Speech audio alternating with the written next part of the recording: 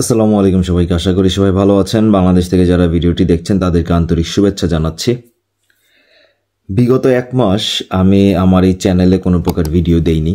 এর অন্যতম কারণ হচ্ছে ইউকেতে বর্তমানে যেই রুলসগুলো হচ্ছে সেই রুলসগুলো দেখে আমার কাছে কোনোভাবেই মনে হয়নি যে এইটা কোনো প্রকার মধ্যবিত্ত যারা আসবে বা যারা হচ্ছে মিডিয়াম স্কিল ক্যাটাগরি পার্সন অথবা যারা লো স্কিল ক্যাটাগরি পার্সন বাট তারা বিদেশে আসতে চায়, ভালো কেরিয়ার করতে চায়, তাদের জন্য আমার কাছে কোনোভাবেই ইউকেকে একটা বেস্ট অপশন বলে মনে হয়নি এই লাস্ট কিছুদিনের রুলসের পর থেকে। আর এই কারণেই লাস্ট এক মাস ধরে আমি কোনো প্রকার ভিডিও দেইনি এবং আমার কাছে মনে হয়েছে যে রুলসগুলো সামনে আসতেছে এবং যেই রুলসগুলো নিয়ে ইমিগ্রেন্টদেরকে নিয়ে যেই প্রকার হেনস্থা শুরু হচ্ছে বা যেভাবে করে আমরা প্রিভিয়াসলি আমাদের অপকর্মের জন্য আমরা এই বর্তমানে যে রুলসগুলো আসতেছে সেটার জন্য আসলে আমি ভিডিওগুলো করিনি। তো আপনারা জানেন মোটামুটি যে গতকালকেও একটা রুলস হয়েছে 1 জুলাই। তো আমি আজকে সেটি নিয়ে কথা বলবো। আমি ভিডিওটা বেশি লং করব না, বাট একটা কথা বলছি যে আজকে যেই রুলসগুলো এসেছে, mainly one of the rules এসেছে হচ্ছে স্যালারি ইনক্রিজমেন্ট, অর্থাৎ এটা 38,700 ছিল, এটাকে এখন 41,700 করা হচ্ছে।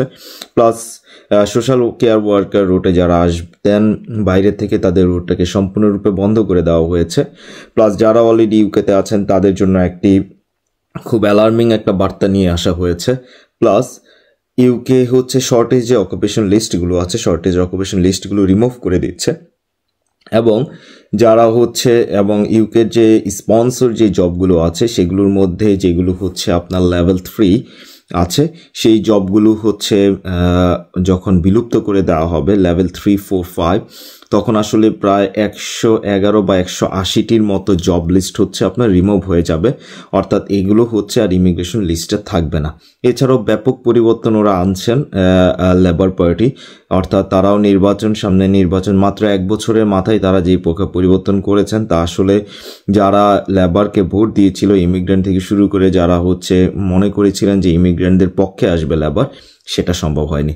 তো চলেন আপনাদেরকে সেই ভিডিওটা নিয়ে কথা বলছি, আমি আপনাদেরকে স্ক্রিনে শেয়ার করছি, আপনারা সম্পূর্ণ ভিডিওটা শুনবেন। শুনলে আপনারা মোটামুটি আমি মনে করি যে প্রায় 95% বিষয়গুলো ক্লিয়ার হয়ে যাবেন। তো আপনারা যেটা আমি অলরেডি আপনাদেরকে বলেছি যে জুলাই 1 তারিখে এটি হচ্ছে চেঞ্জেস আসা শুরু হয়েছে এবং যেটা বলা হচ্ছে যে 22 জুলাই 2025 এটা হচ্ছে পুরা দামে চালু হবে। এটা প্রথম যেই চেঞ্জটার কথা ওরা বলতেছে, তো সেটাতে বলতেছে যে ওরা লেভেল 3 এবং লেভেল 4 এর কথাগুলো, যেই লেভেলগুলোতে স্কিল ওয়ার্কার ভিসাগুলো নেওয়া যাবে বা এই বিষয়গুলো নিয়ে কথা হচ্ছে এবং হচ্ছে সোশ্যাল কেয়ার ওয়ার্কার নিয়ে কথা হচ্ছে। তো আমি বাংলাটাই আপনাদেরকে দেখাচ্ছি, সেটাতে আপনারা হোয়াইট পেপার নিয়ে অনেক কিছু শুনেছেন, হোয়াইট পেপারে বিষয়গুলো আসছে। তো এখানে যেটা বলা হয়েছে যে দক্ষ কর্মীরা হচ্ছে এখন থেকে হচ্ছে লেভেল 3 এবং উপরের পেশা থেকে বাড়িয়ে লেভেল 6 পেশাতে করা হয়েছে, অর্থাৎ লেভেল 3, 4, 5 যারা আছে তার এখন থেকে আর হচ্ছে মানে এই জবগুলোতে হচ্ছে তারা জয়েন করতে পারবে না, তাদেরকে লেভেল 6 জবগুলো করতে হবে, অর্থাৎ যেগুলো হচ্ছে স্নাতক পর্যায়ে সেগুলোতে হচ্ছে তাদের জব করতে হবে, অর্থাৎ লোয়ার লেভেলের যে পোস্টগুলো এগুলোতে তারা কাজ করতে পারবে না, তাদেরকে কাজগুলো করতে হবে হচ্ছে উপরের পদগুলোতে। এবং এখানে কথা হচ্ছে লেভেল 3, লেভেল 4, লেভেল 5, 6 কে আপনারা হচ্ছে যদি অনুগ্রহ করে, যেমন হচ্ছে আপনার সোশ্যাল কেয়ার ওয়ার্কার এগুলো লেভেল 3 জব, তারপরে হচ্ছে আপনার বিভিন্ন ছোটো ছোটো আপনার দেখবেন শর্টেজ অকুপেশন যে লিস্টগুলো আছে সেগুলো এরকম। তো আপনারা জাস্ট হচ্ছে যদি হচ্ছে ইন্টারনেটে সার্চ দেন যে কোনগুলো হচ্ছে লেভেল 3, 4, 5 এর কাজ যেগুলো আপনারা এখানে এসে করতে পারবেন না সেগুলো সম্পর্কে আপনারা আপডেট পেয়ে যাবেন। বেতন সময়সীমা সম্পর্কে যেটা বলা হয়েছে যে এখানে হচ্ছে প্রচলিত প্রিভিয়াসলি হচ্ছে আপনার বার্ষিক স্যালারি দেখানোর কথা ছিল 38,700 এবং যেটা বর্তমানে এখন থেকে দেখাইতে হবে হচ্ছে 41,700, অর্থাৎ 3,000 পাউন্ড বাড়ানো হয়েছে। আমি মনে করি যে এই যে 38,700 ছিল এইটাই আমি বারবার বলেছি 70% ব্রিটিশ পিপল হচ্ছে 38,700 ইনকাম করতে পারে না, সেখানে হচ্ছে এখন 41,700 করা হয়েছে, যেটা ক্লিয়ারলি দেখাচ্ছে যে ব্রিটিশরা তারা চাচ্ছে যে তার এখানে যেন আর কোনো ইমিগ্রেন্ট যারা না আসে এবং তারা ক্লিয়ারলি বলে দিয়েছে তারা চায় যে এখানে যারা আছে ব্রিটিশ তাদেরকে যেন হচ্ছে এখানে দক্ষ করে তৈরি করা হয়। এই 38,700 থেকে 41,700 করার কারণে যারা নিউ এন্ট্রেন্ট ভিসাতে প্রবেশ করবেন তারা হচ্ছে 80% ডিসকাউন্ট পেয়ে থাকেন। তাদেরকে আগে প্রিভিয়াসলি হিসাব করা হতো 38,700 থেকে, এবং যেটা ছিল 30,000 সামথিং, এখন এটাকে কিন্তু আলটিমেটলি এটা প্রায় 31,000 প্লাস হয়ে যাবে, যেহেতু এটা 41,700 করা হয়েছে।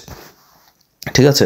এবং এখানে আরেকটা জিনিস বলা হয়েছে, যারা এখন বর্তমানে ইউকেতে আছেন তাদের ক্ষেত্রে কী হবে, তাদেরকে ক্ষেত্রে লেভেল 6-এর নিচে যারা আছে তারা এখন হচ্ছে আপাতত হচ্ছে তাদের কাজগুলো করতে পারবে। তবে যারা হচ্ছে নতুন আবেদন করবেন, যারা রুট পরিবর্তন করবেন অন্তর্বর্তীকালীন অবস্থায়, তাদের জন্য হচ্ছে ওরা কিছু হচ্ছে চেঞ্জ আনবে। অর্থাৎ যারা এখন অবস্থানে আছেন, যে অবস্থানে আছেন তাদের জন্য কোনো পরিবর্তন হবে না, বাট পরবর্তীতে এটাকে তারা পরিবর্তন আনছে। এবং তারা এখানে বলেছে তাদের হচ্ছে যারা নতুন আসবেন এবং রুট পরিবর্তন করবেন তাদের জন্য হচ্ছে নতুন রুলসটা প্রযোজ্য হবে এই স্যালারি ক্ষেত্রে, স্কিল ওয়ার্কারের ক্ষেত্রে। এটা কিন্তু আমি এখন পর্যন্ত আপনাকে সোশ্যাল কেয়ার ওয়ার্কার সম্পর্কে বলি নাই, এখন পর্যন্ত আমি ইয়ার মধ্যেই আছি। এখানে আরও কিছু বিষয় বলা হয়েছে যে তারা এই ইমিগ্রেশন স্যালারি লিস্ট এটাকে তারা চেঞ্জ করবে, এবং তারা চেঞ্জ করে অনেকগুলো হচ্ছে রুট এখান থেকে সরাই ফেলবে,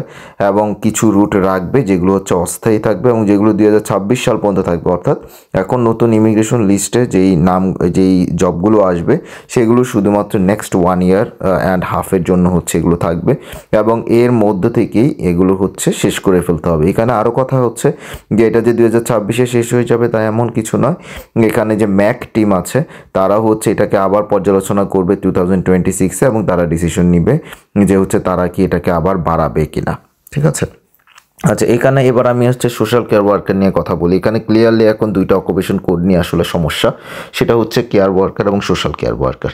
এখানে প্রবলেমটা হচ্ছে আপনারা সবাই জানেন যে ইউকেতে প্রায় 40,000-এর মতো হচ্ছে আপনার কেয়ার ওয়ার্কার এসেছেন যাদের কোনো জব নাই, কোনো কিছু নাই, যাদেরকে ফ্রডভাবে এখানে আনা হয়েছে এবং তারাও নিজেরা জেনে শুনে এখানে এসেছেন।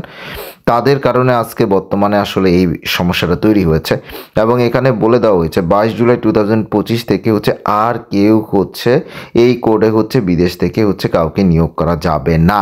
এবং কারণ এখানে ক্লিয়ারলি উল্লেখ করা হয়েছে এই সেক্টরের ব্যাপক অপব্যবহার এবং শোষণের উদ্যোগে প্রতিক্রিয়া এই কাজটা করা হয়েছে। অর্থাৎ অনেকে আসছেন তাদেরকে হচ্ছে নেওয়া হচ্ছে না, মানে এসেছেন কিন্তু তাদের জব নাই বলেই আসলে এই প্রবলেমগুলো তৈরি হচ্ছে।